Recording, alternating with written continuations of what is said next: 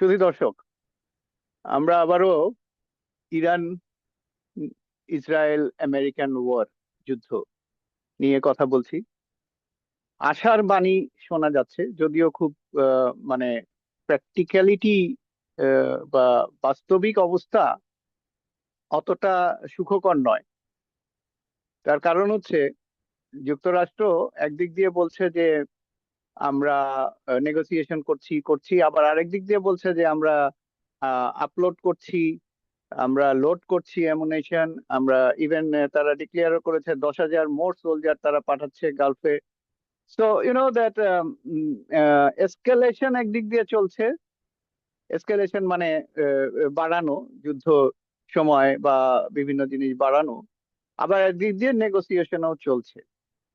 আহ আমরা দেখলাম যে একটা পর্যায়ে ইরান বারবারই বলছিল যে লেবাননকে যদি যুদ্ধবিরতিতে না আনা হয় তাহলে আমরা যুদ্ধবিরতিতে সম্মত হব না, সিজফায়ার সম্মত হব না। কারণ ইসরায়েল লেবাননে আঘাত করেই চলেছে এবং প্রাণহানি ঘটছে। নারী শিশু সবাই, বিভিন্ন স্তরের লোকজনের প্রাণহানি দেখছি আমরা, ডিস্ট্রাকশন দেখছি। আম, তো এমনকি আজকে একটা ইয়েতে দেখলাম, ভিডিওতে, যে সাউথ লেবাননে, যেটা নাকি নর্থ ইসরায়েলের উপরে, সেখানে লোকজন ফিরে আসছে, কিন্তু এসে তারা তাদের থাকার জায়গা নেই। মানে সব বাড়ি ঘর ধ্বংস। ওইখানে তারা বলছে যে এখানে তো এসে কোনো লাভ হচ্ছে না, আমরা কাপড় চোপড় যা পাচ্ছি নিয়ে যাচ্ছি, এবং আমরা চাচ্ছি যে এটা একটা পার্মানেন্ট সলিউশন হোক, এভাবে না। তার কারণ হচ্ছে 2024-এর পরে ইসরায়েলের সাথে যে লেবাননের যে চুক্তি ছিল, যে সিজফায়ার বা কোনো কিছু করবে না, সেখানে ইউএনই বলেছে যে 1500 বা 15,000 বার তারা সেটা ভায়োলেট করেছে, প্রতিদিনই একবার করে অ্যাটাক করেছে Lebanon. So no one believes in Israel যে তারা সিজফায়ার করবে বা তারা করবে না, মানে তারা এটাকে মানবে কি মানবে না, এই ব্যাপারে সন্দেহ অনেক আছে। তো আমরা জানি যে, জানলাম যে প্রেসিডেন্ট ডোনাল্ড ট্রাম্প এটাকে সিজফায়ার করিয়েছে 10 দিনের, এবং ইসরায়েল এবং লেবাননের যে প্রাইম মিনিস্টার, তারা সম্মত হয়েছে। তবে হেজবুল্লাহ ইজ আউট, হেজবুল্লাহর সাথে কোনো কথাবার্তা এখানে হয়নি, এবং হেজবুল্লাহকে নিয়ে কোনো কথাবার্তা বলেনি। তবে ইসরায়েল বলেছে যে হেজবুল্লাহকে ডিজার্ম করতে হবে, হেজবুল্লাহকে সরাতে হবে, নাহলে সিজফায়ার মানা যাবে না। মানে এখানে অনেক কিন্তু আছে, নট স্ট্রেট ফরওয়ার্ড একসাথে বা মানে সবকিছু হয়ে যাচ্ছে সেটাও না। এবং ডোনাল্ড ট্রাম্প দেখলাম বললেন যে এদেরকে, এই ইরান এবং Israel, sorry not Iran, Lebanon এবং um, Israel will come to the table probably and Washington. হয়তো হোয়াইট হাউসেও মিট করতে পারে, ডোনাল্ড ট্রাম্প থাকতে পারে, এরকম একটা ব্যাপার। ইন দ্য মিন টাইম আমরা আরেকটা ডেভেলপমেন্ট দেখছি। একটা তো আপনারা জানেনই যে আমেরিকা ব্লকেট শুরু করেছে, যখন তারা যে প্রথম টক, ইরানের সাথে যে পাকিস্তানের যে প্রথম ডিসকাশন হলো, সেখানে যখন এটা কোনো কি বলবো, এক জায়গায় আসলো না, মানে ইরানের একটা আহ, দাবি, আহ, যুক্তরাষ্ট্রের দাবি, মেইনলি যেটা ডোনাল্ড ট্রাম্প বারবারই বলছেন এবং যেটা নাকি সারফেসে উঠে এসেছে, সেটা হচ্ছে nuclear, nuclear enrichment. I mean, whether you keep nuclear, nuclear মানে হচ্ছে uranium enrichment, that is the main factor. এবং ডোনাল্ড ট্রাম্প বলছে যে না, আমি 100% চাই এটা থেকে ইয়ে করতে। যদিও আমরা জানি যে American vice president JD Vance ওখানে একটা অফার দিয়েছিল যে 20 বছর কোনো ইউরেনিয়াম কিছু করা যাবে না, মানে এনরিচ করা যাবে না, এটা স্টপ রাখতে হবে। তো ইরান আবার বলেছে যে না, এটা 3 থেকে 5 বছর আমরা স্টপ রাখবো। আম, এদিকে তো এটার উপর বেস করে এখন সবকিছু হচ্ছে, এবং কিছু ইন্টারনাল ইনফরমেশনে যা পাওয়া যাচ্ছে, সেটা হলো যে পাকিস্তানের army chief field marshal Asim Munir, উনি গেছেন ইরানে। ওই একই ব্যাপার, কি বলে, প্রেসিডেন্ট ট্রাম্পের অনুরোধে ইরানে গেছেন, ইরানের যারা নেতা আছে তাদের সাথে বসেছেন। তবে ইন্টারনাল নিউজ হচ্ছে ওনাদের একটাই ইয়ে, মানে মেইন যে ডিসকাশন, একটা তো হচ্ছে হরমুজের যে টোল আদায়, আরেকটা হচ্ছে কি বলে ইউরেনিয়াম এনরিচমেন্ট। তো আমরা অনেক আগে একটা খবর পেয়েছিলাম যেখানে আমরা শুনেছিলাম যে চায়না, ইরান এবং রাশিয়া তারা একটা অ্যালায়েন্স করবে, এবং এই অ্যালায়েন্সের ভেতরে ইরান তাদের ইউরেনিয়াম এটা ট্রান্সফার করবে রাশিয়ার কাছে। আপনারা জানেন যে রাশিয়া অনেকদিন ধরেই ইরানের ইউরেনিয়াম এনরিচমেন্টের সাথে জড়িত কাজ করছে, এবং রিসেন্টলি একটা বোম অ্যাটাকের পরে আমরা দেখেছি রাশিয়ান যারা ওখানে সায়েন্টিস্ট ছিল তারা ওখান থেকে সরে গেছে, চলে গেছে, ব্যাক করেছে। ওটা একটা ধ্বংসস্তূপে পরিণত হয়েছে। এবং আপনারা জানেন যে রিসেন্টলি মানে আমেরিকান সোলজার বা আমেরিকান ইন্টারভেনশন হয়েছিল ওখানে, এবং তারা ওখানে গিয়েছিল ইস্পাহানে, যেখানে নাকি ইউরেনিয়াম এনরিচমেন্ট থাকে বা আছে। ওখানে তারা ল্যান্ড করে ওখান থেকে ওটাকে নিয়ে আসার, এনরিচ ইউরেনিয়াম গুলা তারা নিয়ে আসবে এরকম একটা দুঃসাহসিক প্ল্যান করেছিল, এবং যেটা মুখ থুবড়ে পড়েছে, এবং তাদের অনেকগুলো এয়ারক্রাফট এবং অনেক সোলজারের প্রাণহানি হতে পারতো, কিন্তু অনেকগুলো এয়ারক্রাফট ধ্বংস হয়েছে এবং তারা ওইখানে ফেল করেছে। যার ফলে তারা এখন ইউরেনিয়ামটাকেই মূল মুখ্য উদ্দেশ্য বলেছে। তো আমরা যখন যে পাকিস্তানের যে ফিল্ড মার্শাল মনির উনি যখন ইরানে আছেন, ওনার যে এই ডিসকাশন পয়েন্ট সেটা হচ্ছে যে এই ইউরেনিয়ামটা তাহলে রাশিয়ার হাতে তুলে দেওয়া যায়। কয়েকদিন আগে দেখলাম যে রাশিয়ান যে ফরেন মিনিস্টার ল্যাভরভ উনি বলছিলেন যে এই ইরানের এটা লেজিটিমেট রাইট, ওরা তো এটা কোনো নিউক্লিয়ার উইপন বানাচ্ছে না, তারা এটা, এবং তারা নন প্রলিফারেশন ট্রিটির সাথে আছে, মানে তারা বেশি এটা দিয়ে কি বলে নিউক্লিয়ার বোমে যাবে না।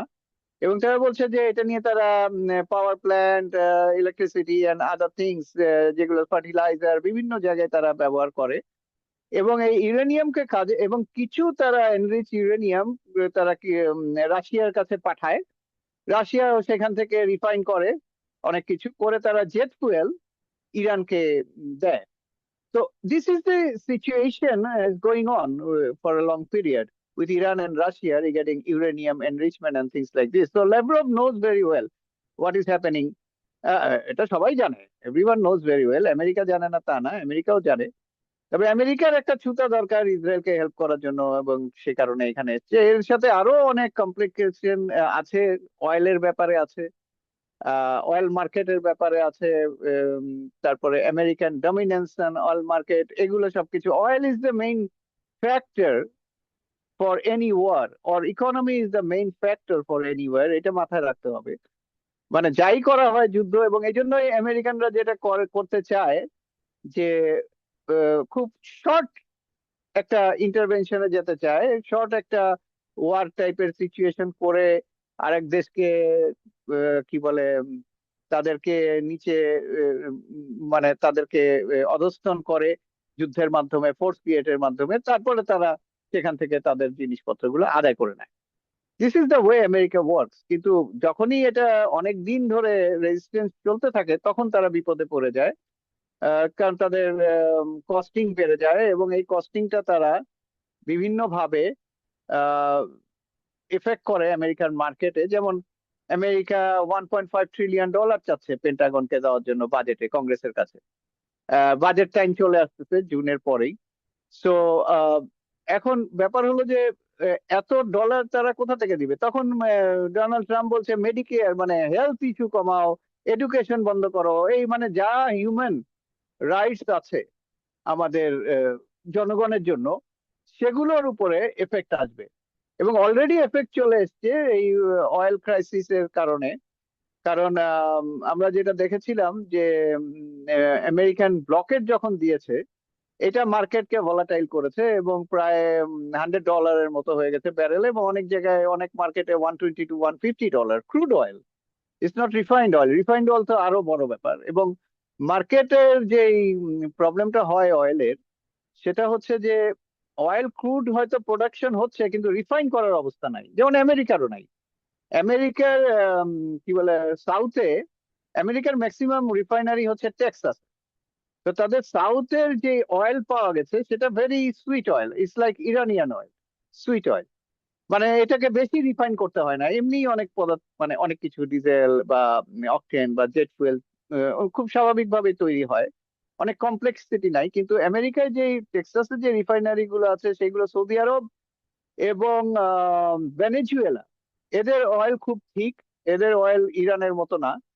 তো আমেরিকান যে সুইট অয়েল আছে বা ক্রুড সুইট অয়েল, সেটা তাদের রিফাইন করতে হচ্ছে, যদিও অল্পই পারে, কিন্তু ওই জাতীয় কমপ্লেক্স রিফাইন সিস্টেমে এগুলো ঠিক মতো কাজ করছে না। যার ফলে আমেরিকান প্রোডাকশন থাকলেও আমেরিকা রিফাইন করতে প্রবলেমে ফেস করছে। আপনারা জানেন যে আম, কি বলে, আমেরিকায় ইন্ডিয়ান যে কর্পোরেট জায়ান্ট আছে ইন্ডিয়ানদের, সেটা হচ্ছে আম্বানি গ্রুপ। তারা আমেরিকায় রিফাইনারি একটা প্রতিষ্ঠা করছে।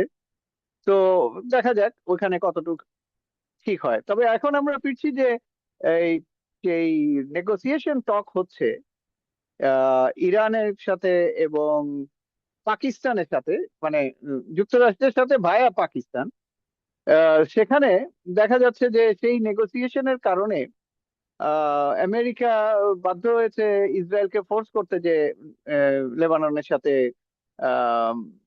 পিস ট্রিটি করার জন্য এবং 10 দিনের একটা সিজফায়ার করার জন্য। এবং ইরানের সাথে যে সিজফায়ারের চুক্তি আছে বা সেই ঘোষণা করেছে ডোনাল্ড ট্রাম্প, সেটা 2 সপ্তাহ, 2 সপ্তাহ হয়তো 21 তারিখে বা 22 তারিখে, 21 তারিখে শেষ হবে, 22 তারিখ থেকে আবার নিউ স্যাংশন বা হোয়াট এভার সিজফায়ার বা যুদ্ধ শুরু হবে। যেটা বোঝা যাচ্ছে যে আমেরিকান সোলজাররা ওখানে আরো যাচ্ছে। মিন টাইম আমরা ইরানের একটা নিউজ থেকে বা আইআরজিসির কিছু রিপোর্ট থেকে জানতে পারছি যে আমেরিকান অনেক সোলজারই রিজাইন করছেন ইয়ে থেকে, আমেরিকান ফোর্স থেকে। তো আমেরিকারও খুব একটা ভালো অবস্থা নয়, এবং আমেরিকার ভিতরে তো মানে যে পলিটিক্যালি এবং সোশ্যালি ইকোনমিক্যালি খুব খারাপ অবস্থা। তেলের ব্যারেল $4 ছাড়িয়ে গেছে, ব্যারেল না মানে পার লিটার। এবং এছাড়াও দেখা যাচ্ছে যে জিনিসপত্রের দাম বেড়ে যাচ্ছে, কারণ এখানে আরেকটা জিনিস হচ্ছে tariff. So in all sense, America অবশ্য, ডোনাল্ড ট্রাম্প কিন্তু ব্লকেট খুলে দেওয়ার কথা বলেছেন চায়নাকে। তার এক টুইটে বলেছেন যে আমি ব্লকেট তুলে নিয়েছি, এতে চায়না সবচেয়ে বেশি খুশি হবে। এবং কারণ ডোনাল্ড ট্রাম্পের মেয়ের একটা পর্যায়ে গিয়ে চায়নার সাথে ওনার ভিজিট আছে চায়নাতে, এবং উনি বলেছে যে জিপিং আমাকে খুব বড় একটা হাত দিবে, এই ধরনের কথাবার্তা তার ওয়েতে সে বলেছে। তো ব্লকেট উনি উইথড্র করেছেন বলেছেন, কিন্তু জাহাজগুলো রয়ে গেছে, হয়তো এখন তারা ওখানে মারবে না। বাট সরি, ইরান বলেছে যে ব্লকেট যদি থাকে আরো, তাহলে আমরা ওমান থেকে শিপমেন্ট এগুলো বন্ধ করে দিব, এবং আমাদের যে রেড সিতে যে চোক পয়েন্ট আছে ইয়েমেনের হুথিরা বজায় রেখেছে, সেটা কন্ট্রোল করবে, সেটাও আমরা বন্ধ করে দেব। তো this is the situation right now. America কি করবে পরবর্তীতে, this is not, sorry for that, America এখন কি করবে সেটা দেখার বিষয়। যদিও আমরা জানি যে ডোনাল্ড ট্রাম্প চাচ্ছেন পাকিস্তানেই নেক্সট আরেকটা যেই মিটিং হবে সেটা হোক, এবং অনেকেই বলছেন যে Donald Trump may be present there the right moment. তার কারণ হচ্ছে যে মেবি ডোনাল্ড ট্রাম্প উইল, মানে যেই সুপেই পড়ুক উনি, যেই ডোবা জলেই পড়ুক, উনি সামহাও এখান থেকে বেরিয়ে যাওয়ার একটা প্ল্যান তৈরি করে ফেলেছে, এবং সেখানে আমরা দেখতে পাচ্ছি যে he can get out of this situation. এবং সেটার কারণ হচ্ছে যে উনি এই নেগোসিয়েশনে যাচ্ছেন। এবং যদি ইউরেনিয়াম যদি রাশিয়ার কাছে চলে যায়, কারণ রাশিয়া অলরেডি আমেরিকা, সরি, ইরানের ইউরেনিয়াম রাশিয়ার কাছে যায়, তাদের এনরিচ ইউরেনিয়াম, এবং সেখান থেকে রাশিয়া আবার জেট ফুয়েল তৈরি করে, and at the same time করে আবার ইরানকে দেয়। তো এগুলো যদি আহ, মনে হচ্ছে যে দিস ইজ ওয়ে ফরওয়ার্ড। আম, অনেকেই যেমন অ্যাটমিক এনার্জি, ইউএনের যে অ্যাটমিক এনার্জি এজেন্সি আছে, তারা বলেছে যে হ্যাঁ, যদি 12-13 আহ, বছরও যদি, মানে ইরান বলেছে 5 বছর, আমেরিকা বলেছে 20 বছর, ওরা বলছে যে মিডল ওয়েতে আসা যায়, 12-13 বছর হলে it's sufficient enough for this uranium enrichment stoppage for Iran. এবং ইরানও খুব একটা মনে হয় না যে ইউরেনিয়াম এনরিচমেন্ট নিয়ে খুব একটা তারা এটা নিয়ে আর বেশি বাড়াবাড়ি করবে। আহ, যদি তারা ওই হরমুজটা যদি তাদের টোল বুথ হয়ে যায় বা সেখানে যদি তারা টোল নিতে পারে, যেমন হরমুজে পার ব্যারেল হচ্ছে $1 তারা চার্জ করবে। অলরেডি সাউথ কোরিয়া তাদের সাথে নেগোসিয়েট শুরু করে দিয়েছে ইরানের সাথে, জাপান তো করেছে, ফ্রান্স করেছে, আরো অন্যান্য দেশ করেছে। আমি আজকে শুনলাম একটা রিপোর্টে যে ইন্ডিয়া রাজি হয়েছে ইউএনএ তারা তেল কিনবে ইরানের কাছ থেকে। এখন হরমুজের যদি টোলের ব্যাপারটা থাকে তাহলে ইরান বছরে 80-90 বিলিয়ন ডলার তারা ইনকাম করতে পারবে হরমুজ থেকে। এবং আমেরিকা বলেছে ওরা যদি ইউরেনিয়াম সরিয়ে দেয়, ডোনাল্ড ট্রাম্প বলেছে, তাহলে we will welcome Iran as a normal nation, এবং সেখানে আমরা তাদের হেল্প করব, তাদের এই যে ইনফ্রাস্ট্রাকচার ধ্বংস হয়েছে এগুলো আবার রি কি বলে রিস্টাবলিশ করার জন্য। ইরান এটা চাচ্ছিল অনেক বছর ধরে, ইরানের তো ওরকম পয়সা ছিল না because of sanction and other thing. Iran চাচ্ছিল যে বিভিন্ন, এই জন্য ইরানে আপনারা জানেন যে ইন্ডিয়া চাবাহার পোর্টে তারা ইনভেস্ট করেছিল এবং সেখানে তারা একটা পোর্টটাকে ডেভেলপ করছিল। যদিও এই আমেরিকার থ্রেটের কারণে ইন্ডিয়া ওখান থেকে সরে গেছে, বাট ইরান চাবাহারকে আবার পুনরুদ্ধার করবে বা এটাকে আরো স্টাবলিশ করবে। আর তো এই অবস্থা যদি আসে তাহলে ভালো, কিন্তু মানে এই অবস্থা আসলেও যদি এখনই আসে, তাও যেটা ওয়ার্ল্ড ব্যাংক আইএমএফ এর ধারণা যে এটা 4-5 মাস লাগবে নর্মাল অবস্থায় আসতে। তার কারণ এটা ইম্প্যাক্ট আছে, ধরুন আপনি একটা তেলের অর্ডার দিচ্ছেন, সেটা 6 মাস আগে দিতে হয়। তার কারণ এটা তেলের ক্রুড অয়েল অর্ডার দিলেই হবে না, এটা রিফাইনারির ব্যাপার রয়ে গেছে। আমরা এই ব্যাপারে আরো কিছু কথা বলবো পরবর্তী এপিসোডে। আপনাদের আমাদের সাথে থাকার জন্য আপনাদের অসংখ্য ধন্যবাদ।